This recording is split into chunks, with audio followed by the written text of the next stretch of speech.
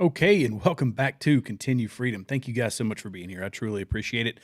All right, so we got another live stream tonight, and this one, I had to do it. I was debating on whether or not to, and I thought, you know what? There's so much goodness going on right now, as it pertains to the Trump administration and just the amazing job that he's doing. But not just that, but Doge has had a lot of stuff come out in the past 24 hours, and I want to talk about some of it with you.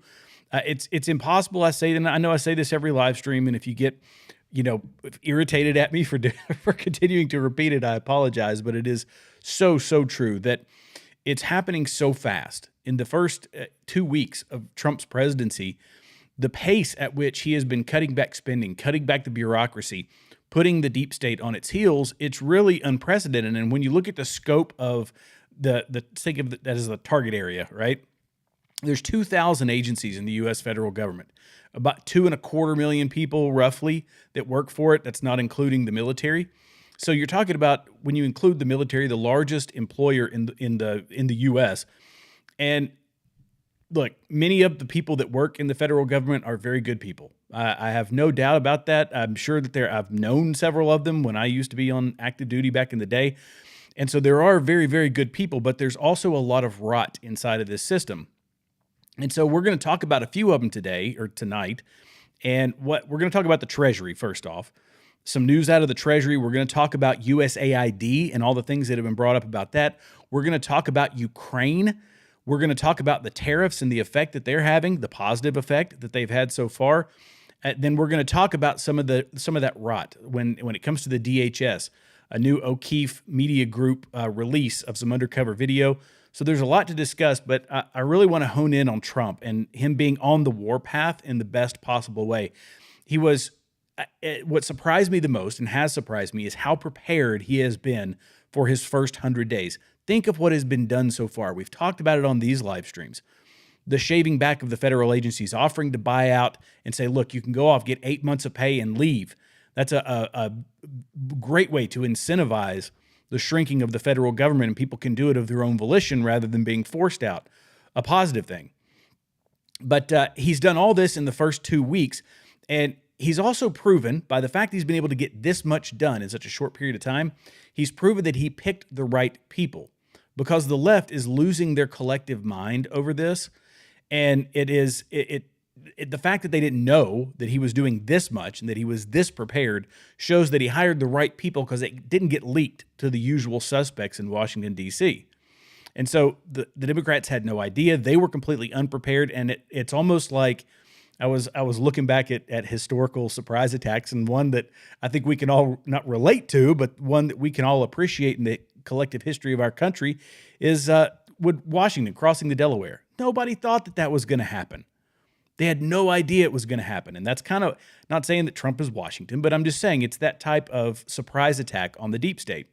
And this whole mess that we're in right now, and the reason that everybody's kicking up dust, in particular the left, is because this is around accountability. Accountability is a very dangerous thing when you have a behemoth the size of the U.S. federal government, with the corruption and the shifting of money around into politics and to buy favor here and buy favor there. You're talking about trillions and trillions and trillions of dollars. And when you can shovel that under the table to the right people to get the right in, to get the right leverage over folks, then it's a frightening thing for the deep state to lose that type of power. And that's what's happening. And so people are mad that it's Elon Musk doing it. And here's the way I look at Doge, because Doge is an advisory organization. Everybody's saying Doge cut this, Doge cut that. But think of it as a third-party auditor. And it's a third-party auditor that is less partisan than most, because it's made up largely of volunteers. Elon Musk got people to come on board Doge and say, look, you can work long hours for no money. And a lot of these are social media folks that are putting their content out on social media, and they are rewarded in that respect when they find something nefarious.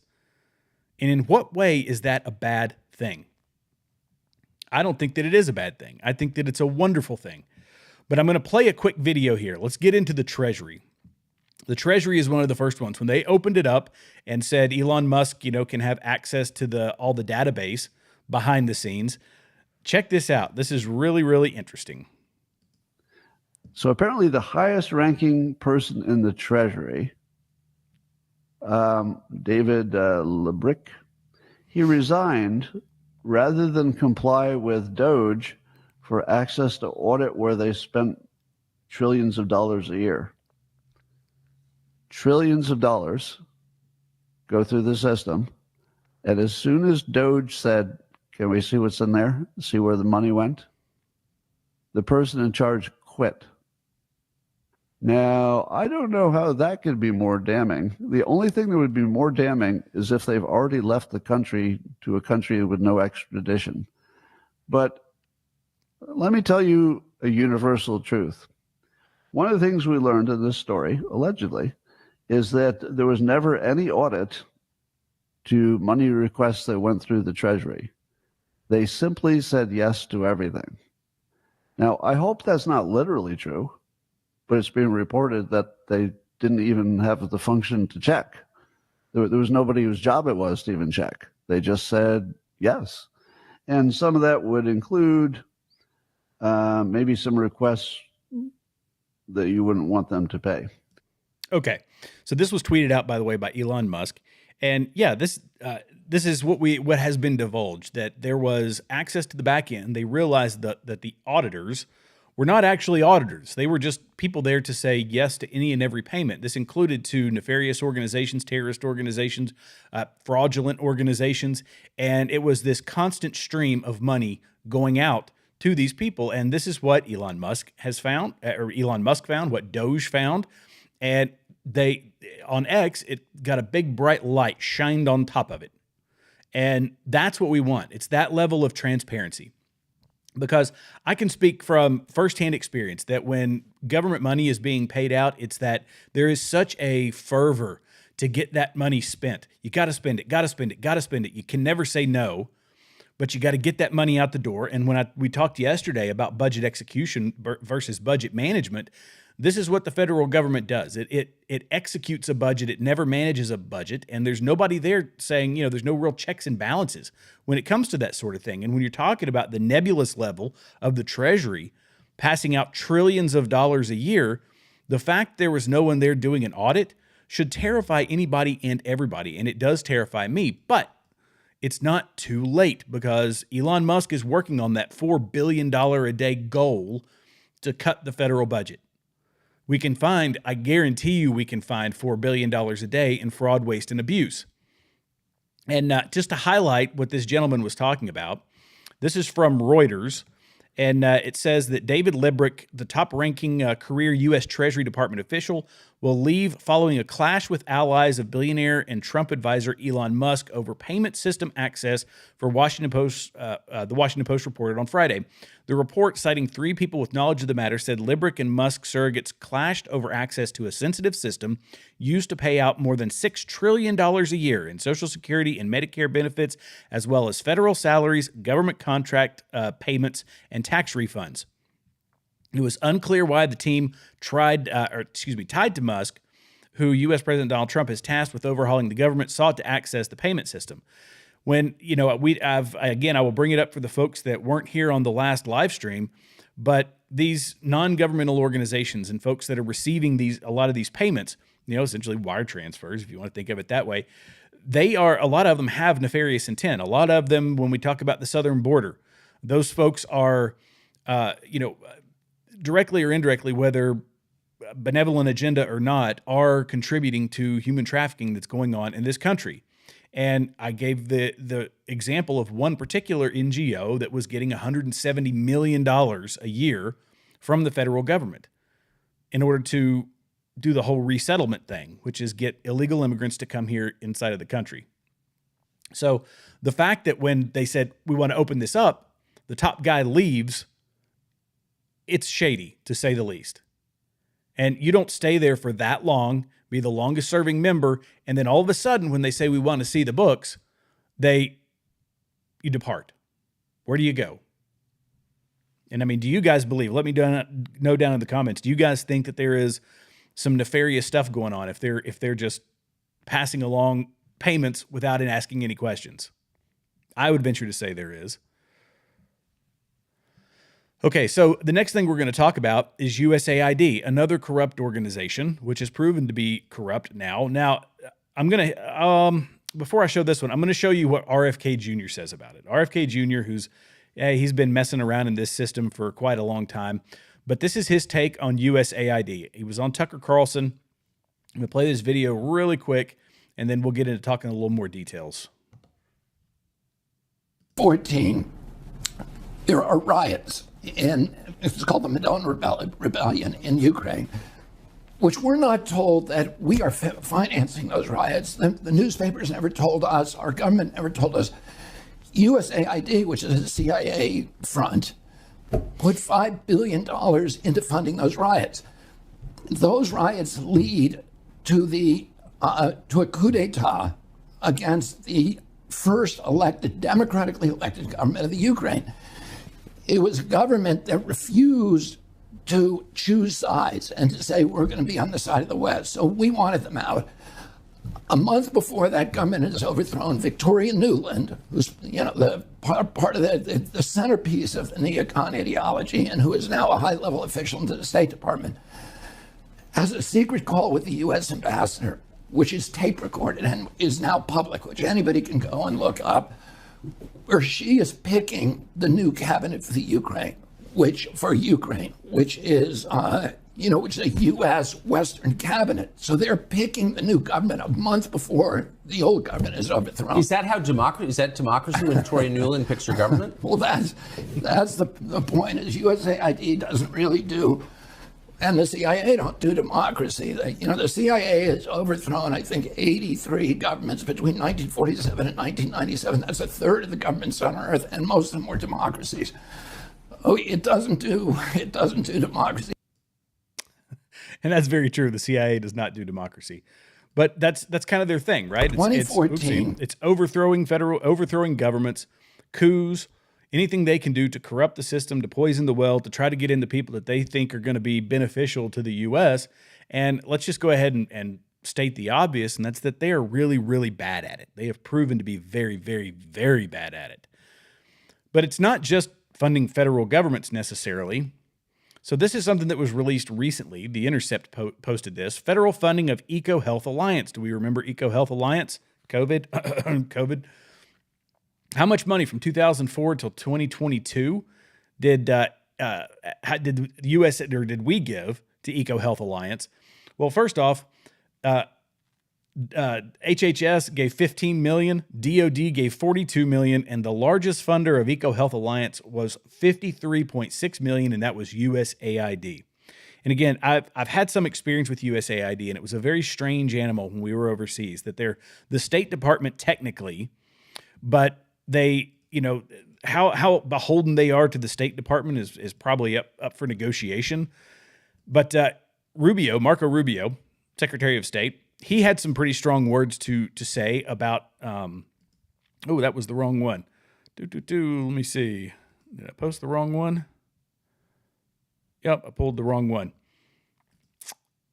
Well, either way, let's just pull up the Post-Millennial article. So the Post-Millennial has said that Marco Rubio basically said that, look, these folks have been non-compliant, essentially, to say the least, non-compliant, and they're getting roped in now. So Marco Rubio is going to rope in USAID into the State Department, and he's going to become the head of the organization. Now, that has got to be a terrifying, terrifying thing for the deep state, because they don't want the accountability. When the Secretary of State, who is very visible, and he's obviously working very well with President Trump, but USAID, this is what they're saying, is going to be merged into the State Department with Marco Rubio as the head of the agency. So it's reportedly being merged. According to CBS News, senior White House reporter Jennifer Jacobs, sources said that USAID will be moved under the purview of the State Department, which will bring cuts to the workforce. It will remain a humanitarian aid entity. According to ABC News, a source said that Rubio has been made acting administrator of USAID. This comes as an email was sent to USAID staffers saying that, quote, at the direction of agency leadership, the headquarters facility will be closed to agency personnel on Monday, February 3rd. So when in doubt, shut it down, which is what they did. and I have zero problem with this. In late January, around 60 top officials at the agency, nearly every career staffer who held a top leadership role, were ordered to go on leave. Acting USAID Administrator Jason Gray wrote in an email, "We have identified several actions within USAID that appear to be designed to circumvent the president's executive orders and the mandate from the American people. As a result, we have placed a number of USAID employees on leave, on administrative leave with full pay and benefits until further notice while we complete our analysis of these actions. If it seems shady, we're not gonna let you keep doing it. We're gonna shut you down, at least temporarily, but we're gonna shut you down." This is how you handle it. You don't just let the rot continue. You got to cut it away. You cut it away, and if there's anything that can be saved, yeah, you'll figure that out. But put it under the role. I firmly believe that this is a good move because you put it into the hands of somebody who is much more accountable to the American people, and someone who's on board with the president's agenda and thus on board with the mandate of the American people. So let's look at a little bit more, let's say, nefarious spending, to say the least. And this is something, it's not huge dollar amounts, but that's not the point. The point is, this is what the federal government has become. This is our press secretary, who is doing an awesome job. Congratulations. Over the past several years, these are some of the insane priorities that organization has been spending money on.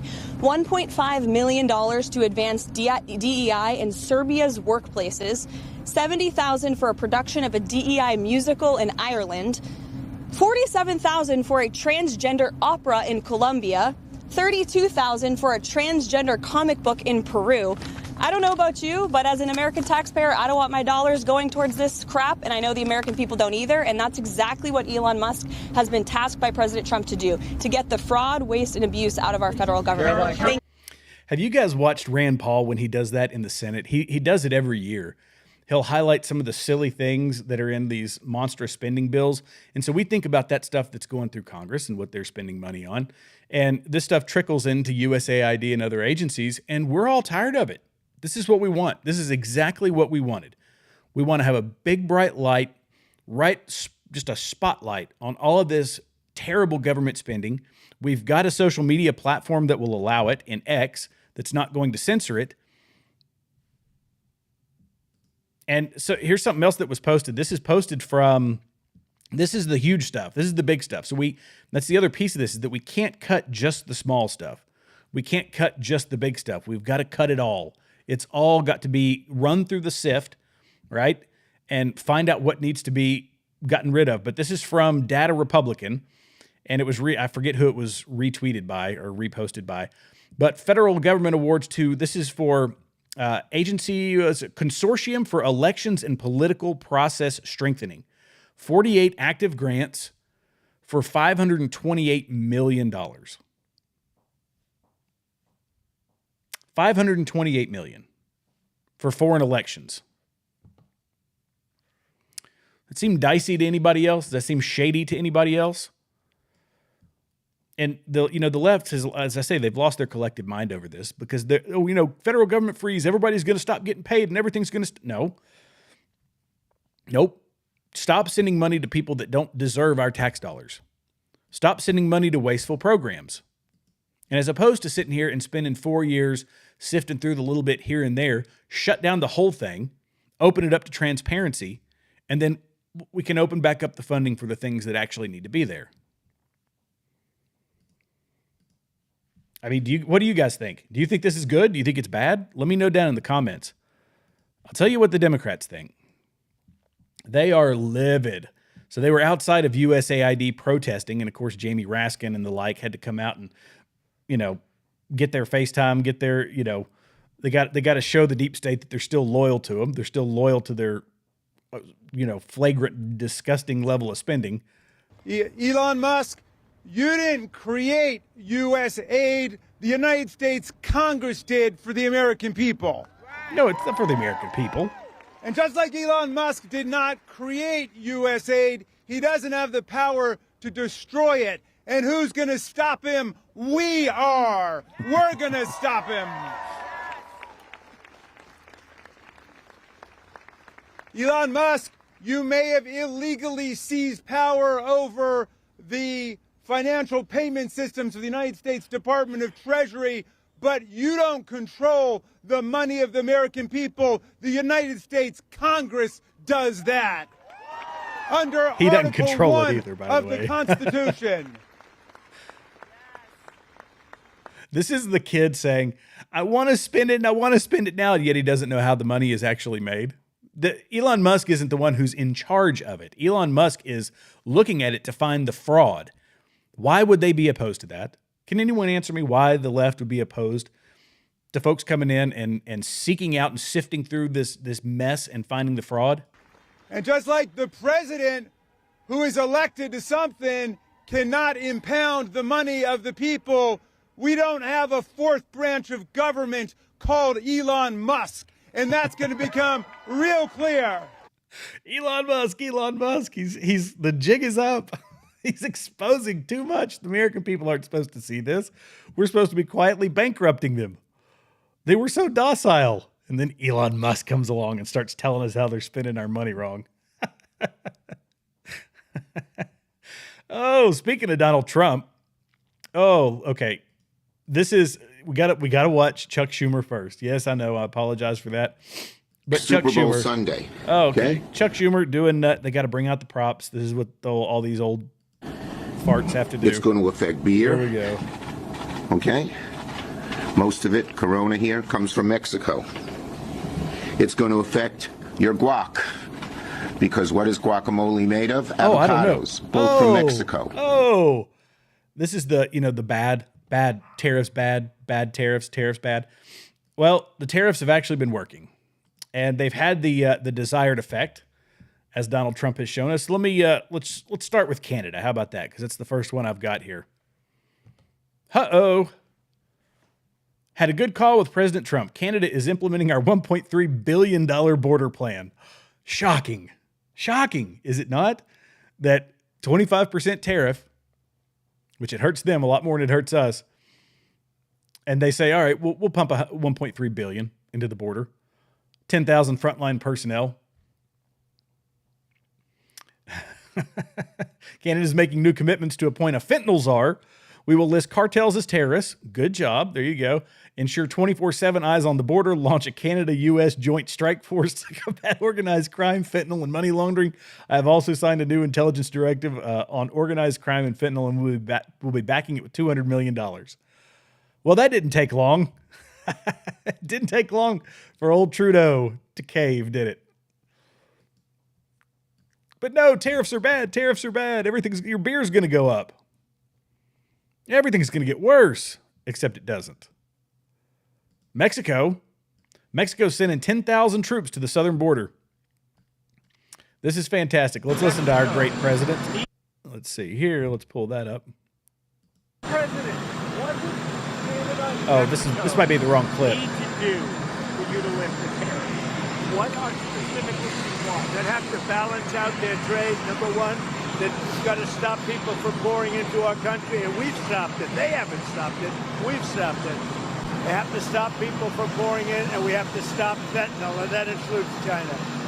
Fentanyl has killed this year at least 200,000 people.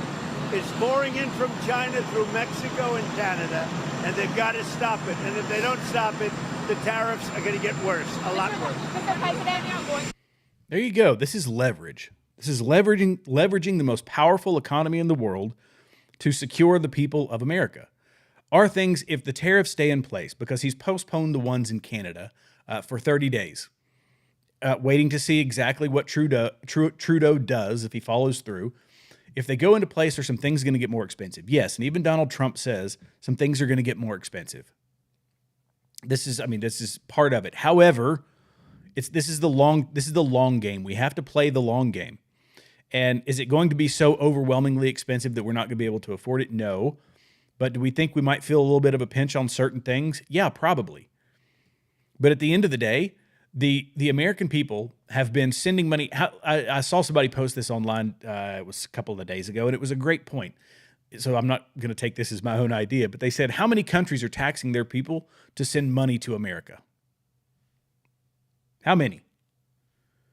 How many countries are, and the answer is obviously zero. We are sending our money out, nothing coming back. How about these countries start paying their fair share, to use a leftist term? This is the time. Because we're sending money out, hand over fist. And in this instance, by the way, oh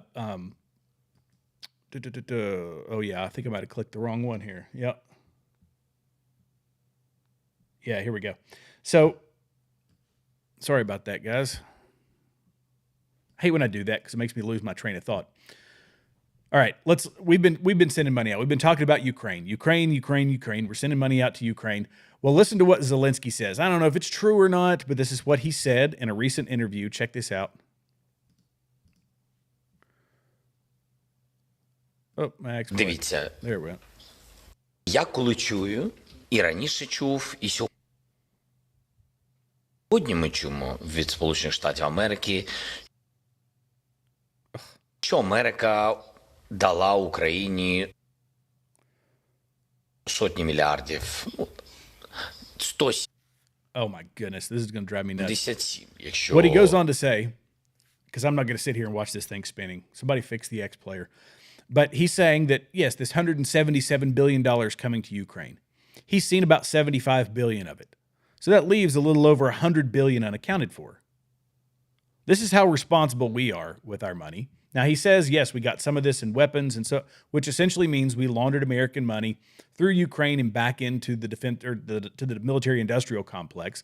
So Boeing, Lockheed, General Dynamics, all these companies, whoever it is, whatever types of weapons that are being produced by whichever one of those folks, they're getting the money. But I don't buy that. I don't buy that $100 billion of the 177 going out. This is kind of what he was alluding to, that I don't know where the rest of it went. He says, yeah, we got some weapons, but that's $100 billion. How much of it made it into the pockets of the oligarchs? How much of it made it into the pockets of corrupt Ukrainian officials? How much made it into his pocket and he's just lying? Transparency and accountability is what we want. It's what we, the American people, want. And Trump says,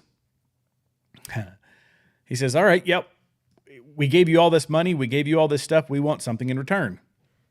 This is Donald Trump. Check this out. Ukraine, they have very valuable rare earth. We want what we put up to go in terms of a guarantee. We want a guarantee. We're handing them money hand over fist. We're giving them equipment. European is not keeping up with us. They should equalize. And look, we have an ocean in between. They don't. It's more important for them than it is for us. But they're way below us in terms of money. And they should be paying at least equal. They should really be paying much more than us. But let's say equal to us. And they're billions and billions of dollars below.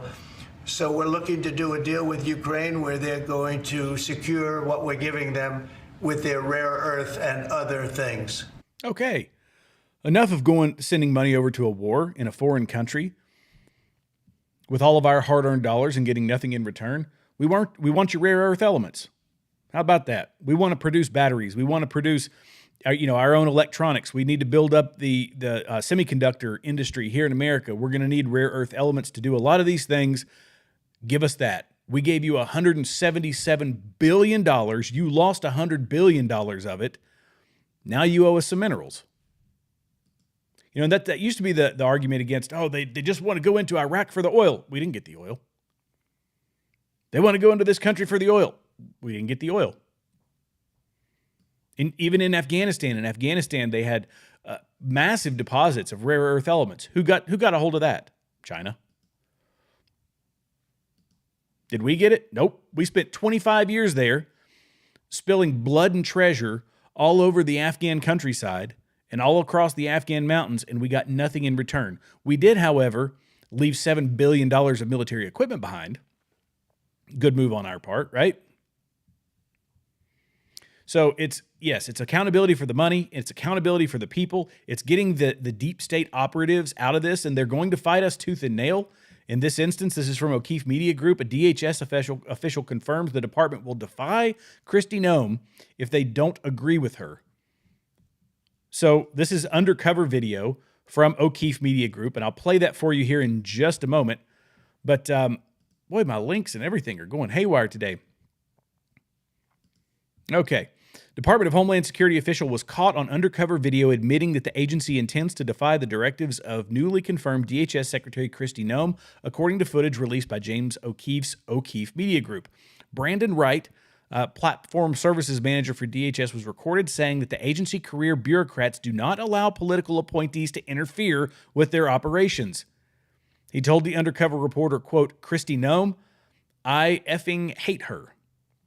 The secretaries can set the priorities for the department, but they can't actually tell us what to do, Wright told an undercover OMG journalist. Later adding, quote, the truth is we don't let them, meaning the secretaries, get in our way. I'm going to play some of this video for you because it is important that you hear not just what he said, but the way that he says it. The smug, at Okeefe Media. Kristi Noem. The smug attitude of these people who hold some small little bit of authority inside of an agency, who think that they can defy the person who was appointed by the man we elected. This smug attitude is the thing that either has to go or, anyway, let's listen. Man, I'm having problems tonight.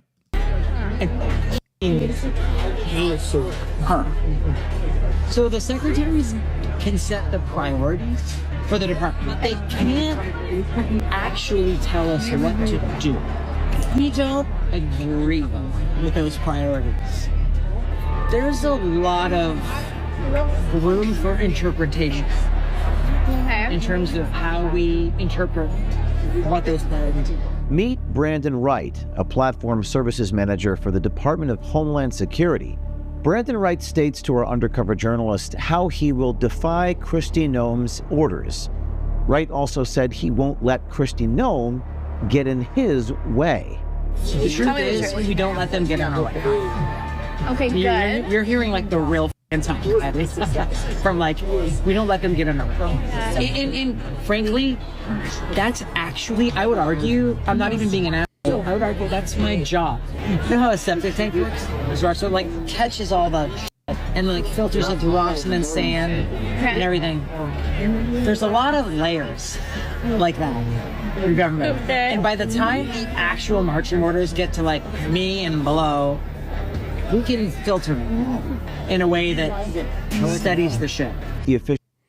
In a way that steadies the ship. Let me tell you something. I don't want some little bureaucrat steadying this ship.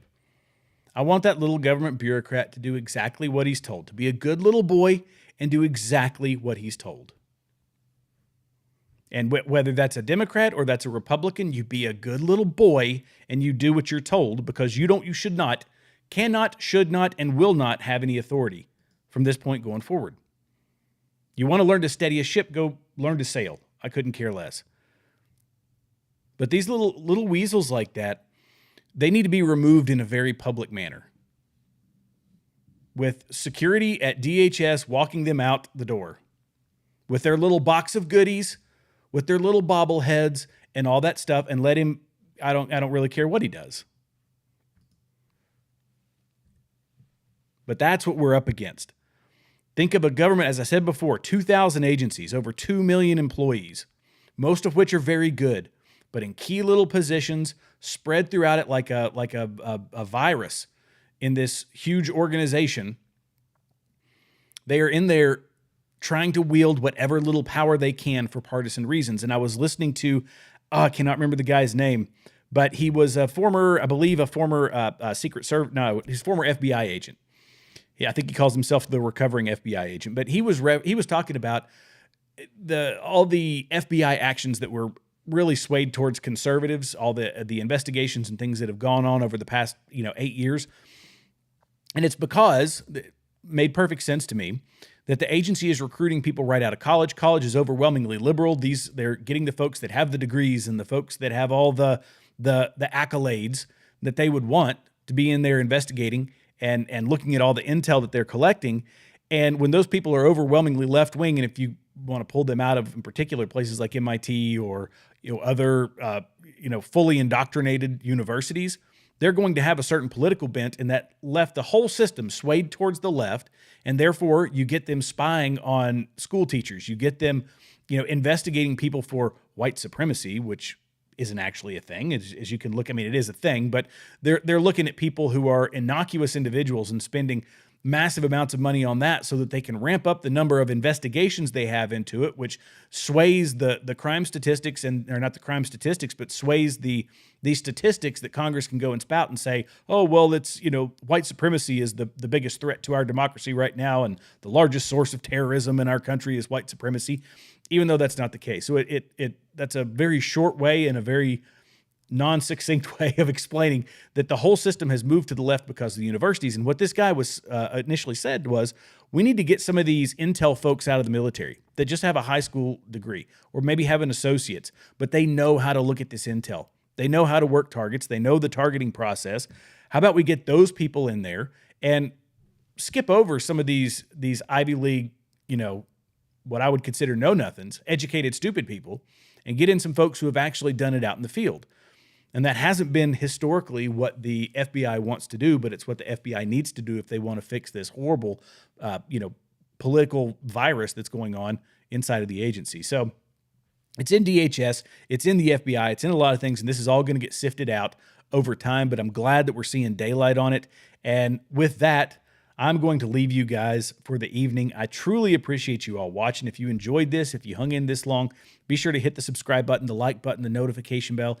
Leave comments below and give me any of your thoughts on any of the things we have discussed tonight. I love you guys. God bless you. God bless America. And I will see you in the next video.